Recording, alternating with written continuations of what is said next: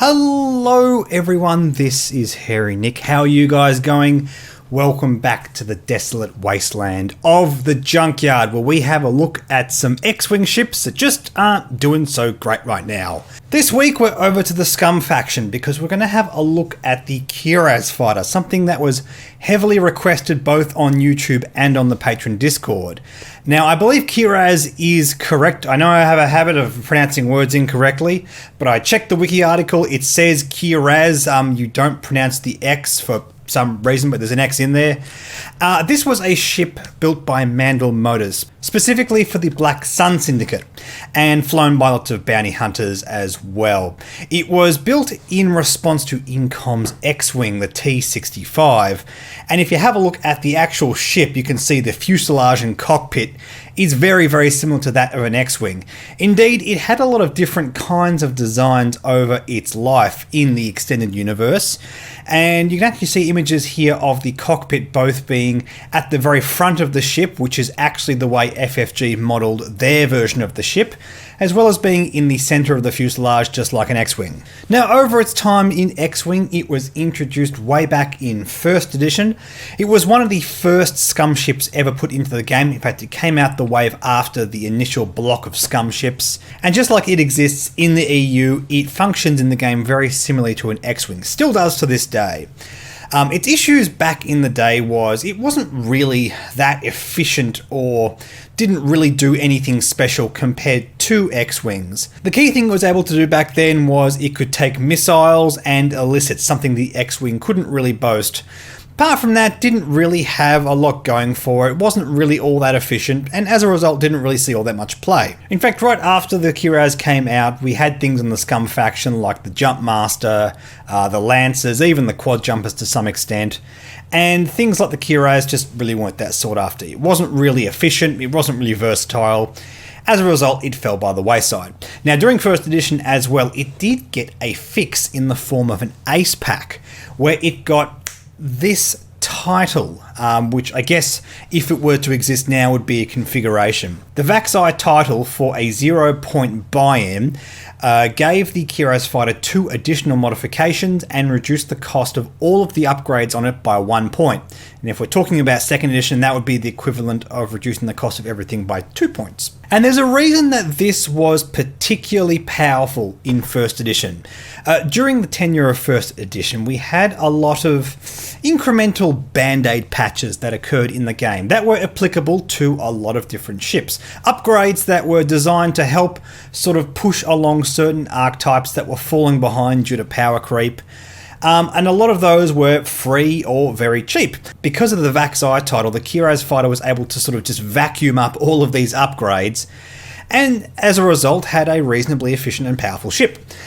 We had a lot of upgrades like guidance chips and munitions failsafe that were designed to help ordnance in the game, something that the Kihraxz fighter was able to take. There were also a lot of other things that just helped out sort of small ships in general. Vectored thrusters was always a strong option on small ships. Getting the barrel roll where it didn't previously exist was a really powerful thing back in the day because a lot of ships didn't have it. In fact, right now the Kihraxz fighter just has a barrel roll, so it has no more need for that. Also, the Kihraxz fighter in its new form benefited from a lot of EPTs, many of which cost 1 point, like Crackshot or Veteran Instincts. But also things like Push the Limits. Making that go from 3 points to 2 points was no joke. Very powerful EPT. Absolutely worth it for 2 points, made it applicable on more pilots than it otherwise was. So not only did this title essentially make the Kihraxz fighter a lot cheaper, it also gave it a degree of versatility. It pushed the platform quite a long way. In fact, there were other sort of comparable titles that were made for other ships that did a similar thing that didn't push it nearly as far. And I think one of the most damning things about all of this is, despite how far it was pushed, the Kihraxz fighter just didn't see all that much meta play. It basically didn't see any meta play before this title came out. And afterwards, we did see a bit of action with this one pilot here, Captain Justero, which we'll talk a bit more when we get to the 2nd edition pilots, but this is actually the same pilot that exists in 2nd edition now. So it's important to appreciate why this kind of effect is powerful in 1st edition, but not 2nd. Again, Captain Justero benefited from the time he was designed and put into the game. We had a lot of things that helped missiles, like I said before, guidance chips and munitions failsafe, but he also benefited greatly from the existence of harpoon missiles. An upgrade that, frankly, I think FFG would be the first to admit was a mistake. Caused a lot of imbalance in the Alpha Strike archetype, and I think the game, while it could exist in 2nd edition with a bit of different design, make sure the power levels dropped quite significantly, I think for the time being we're better off without it. Also, Captain Justero benefited from an environment where bombs were particularly powerful, especially on the Scum faction with Captain Nim. Now, for those of you who currently play 2nd edition, back in 1st edition we didn't have a system phase. We dropped bombs as ships activated during the activation phase, and with cards like Veteran Instincts, that means Captain Nim was able to activate after every ship and drop a bomb with perfect information. Oh, with Trajectory Simulator, that also worked during the activation phase back in 1st edition. Needless to say, bombing was really pushed. I mean, a lot of things were really pushed in 1st edition. It became that sort of band-aid, degenerate environment when we got to tournament level play, and a lot of that was heavily neutered when we got to 2nd edition. The Kihraxz fighter in 1st edition benefited greatly from all of those things, but now in 2nd edition, despite the fact that it has retained the triple modification that it used to get from Vaksai, despite the fact that it is relatively inexpensive, it's basically the same cost to buy in, it has vectored thrusters built in, so it's almost like it's 4 points cheaper than it would be, you could argue. But it just doesn't really seem to benefit from all the same things that it used to. Having 3 modifications in 2nd edition doesn't really mean a whole lot. This also goes for other ships that have multiple modifications like the Hawk and TIE Interceptor. The meta builds that utilise these ships just haven't used multiple modification slots. In fact, most of them don't use any because there's nothing really pushed or super efficient in the modification slot. Now, I actually argue that that's actually a very good thing. The modification slot in 1st edition sort of turned into this band-aid patch slot because it wasn't used for a lot of different things. A lot of the mass action granting and Alpha Strike sort of cards were just shoved into that slot. We don't have that in 2nd edition, but we also don't have anything to really benefit from what is essentially the Kihraxz fighter's best trump card. Also, you've got to appreciate where the Kihraxz fighter sits in terms of its own identity and comparing it to other ships. Just like in 1st edition, in 2nd edition the Kihraxz fighter is still very similar to the T-65 X-Wing. And when you start to compare those things directly, you start to see how this could be struggling quite a bit. Now, the T-65, unlike in 1st edition, is actually doing really well right now. So if the Kihraxz fighter is able to do a lot of similar things as the T-65, but sort of have its own voice and have its own unique design take, it should do quite well. And I think that's a key thing that FFG need to look at in terms of fixing it. But before we talk about that, just comparing those ships right now, both of them have 3 red dice, 2 green dice, and 6 points of health. In the case of the Kihraxz fighter, we have 5 hull and a shield. The X-Wing has 4 hull and 2 shield, so a slightly better ratio for the X-Wing. Remember, we generally, if not always, want more shields than hull. In terms of the action bar, on the surface, these ships actually have the same actions, but when we start to look at the free configuration card that you attach to the X-Wing, we also get access to the boost and the Focus 2 red boost, which is a significant amount of power for 0 points. Also on the X-Wing we have access to the Torpedo and Astromech. Now on the Kihraxz we have access to the Missile and the Illicit, but it's pretty safe to say right now, in terms of meta play, Torpedo and Astromech are generally more desired cards. Specifically the Astromech card because it's able to grant the X-Wing access to the R4 Astromech. Now when we compare the dials, yes, you can see that you can't really say that one is strictly better than the other. I will say the Kihraxz fighter being something that favours low speed manoeuvres, it really bugs me that it doesn't have a 1 straight. I'm not entirely sure why this is the case. And as someone who's flown this ship heaps in sort of Alpha Strike style list, it really hurts not being able to slow roll with 1 straight. It is not insignificant that it's not there. But apart from that, yes, you can't strictly say it's worse than the X-Wing dial, although I would make the argument that it generally is because it doesn't have the one straight. We start to factor in the fact that the X-Wing has access to R4 Astromech. Yes, I would say pretty much hands down the X-Wing is a more desirable dial.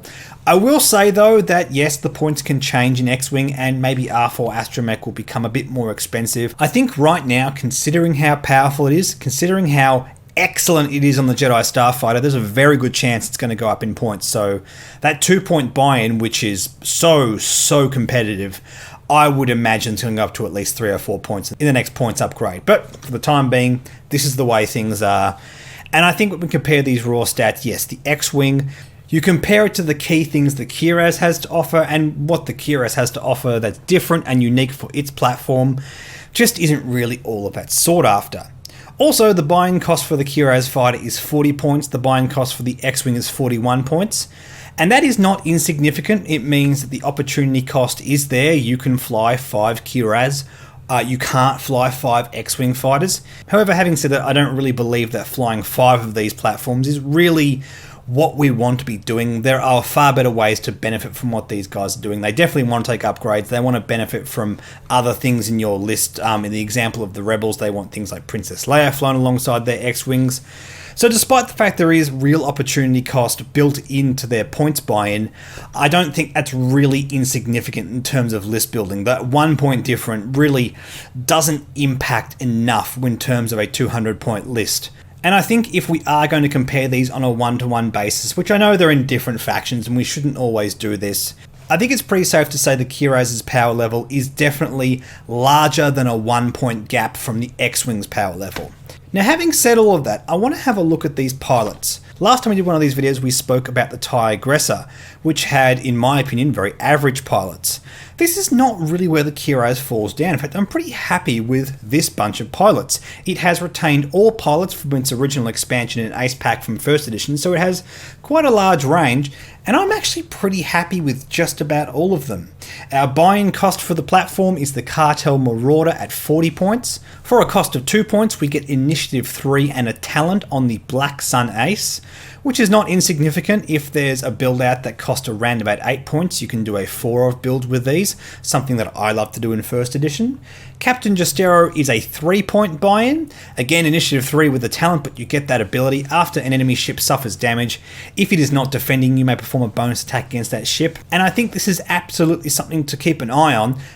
Bombing is something which I think is on the cusp of getting there on the Scum faction. I really like what they've done with Eamon Azamine in the Fire Spray. I feel like it's way more competitive than it used to be. And if there's any kind of a shell that can use these elements together, if Captain Nim, for example, is made more competitive but not broken, this is absolutely something worth looking out for. The next pilot we have here is Victor Hell for a 5-point buy-in. After you defend, if you did not roll exactly 2 defense die, the attacker gains 1 stress token. And I'll be honest guys, I thought this ability was trash in First Edition. I still think this is trash. I know that might seem harsh, I know this is sort of a fun build around type card, but at least Victor Hell in First Edition had ways of abusing this ability with things like Expose. In Second Edition we can take Cloaking Device, we can fly through gas clouds and use Trick Shot and get extra dice from asteroids, that kind of stuff. But the upside is your opponent gets a stress token, and it only matters if your opponent had no other targets to shoot that round. Look, I've gone on ad nauseum about Victor Hell. I really don't like the design of this. I think the payoff is pretty weak, and the setup takes a lot of work. So I won't comment any more on him, because in actual fact, we have a much better pilot at Initiative 4 with Graz. Now, Graz had a major overhaul with his pilot ability from First to Second Edition.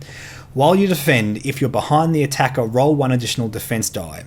While you perform an attack, if you are behind the defender, roll 1 additional attack die. And I gotta say, I really love this.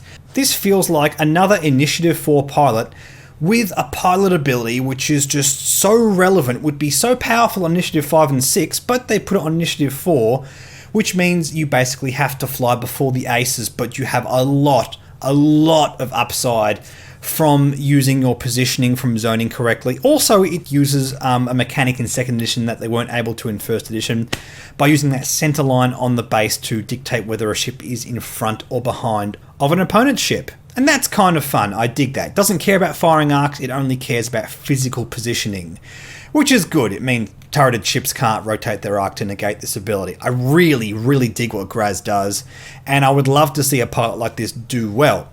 Also, we have Talonbane Cobra, another pilot that I'm very, very happy with, and a pilot that actually got a benefit from the transition to second edition, just like Kihraxz. While you defend at attack range 3, or perform at attack range 1, roll 1 additional die. And the cool thing is, Talonbane Cobra used to interact with dice bonuses. Now it works always at range 3 on defense, even against missiles, and at range 1 you can use this on special attacks that otherwise wouldn't get bonus die, meaning you could take proton rockets or cluster missiles and get some benefit out of this, which I think could be kind of fun. I think it's a bit janky, it's a bit of a build around. I think, if I'm to be honest, if we're going to have success with Talonbane Cobra, it's probably just going to be him relying on his primary attack. But there's some cool upside to all of that kind of stuff. And I like that they got rid of the whole, must be defending against a primary attack or using a primary attack to get his bonus.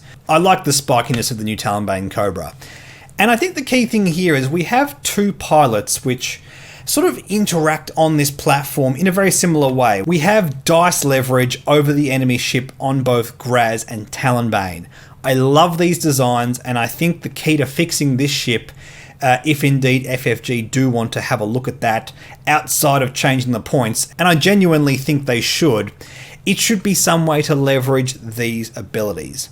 And that's what I want to come to, because unlike last time, I'm not going to talk about, oh, this ship needs new pilots. I don't think it needs new pilots at all. But I do like that we have existing pilots that leverage their dice over their opponents, and I think there are ways to benefit from that. Now, yes, it is worth pointing out, this platform would absolutely benefit if FFG just gutted the points.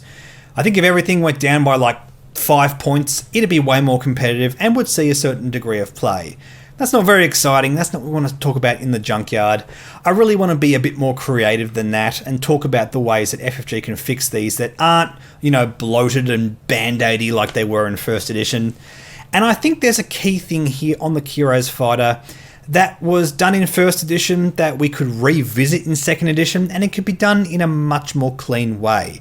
And that's with the implementation of Vaksai, because despite the fact that these guys have still retained the 3 modification slots, I still think we can revisit this concept.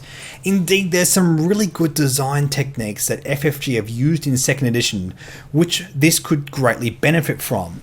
We already have variations of ships in second edition that utilize the configuration to basically be a different version of that ship. I'm looking at you, Jedi Starfighter, with the Delta 7B.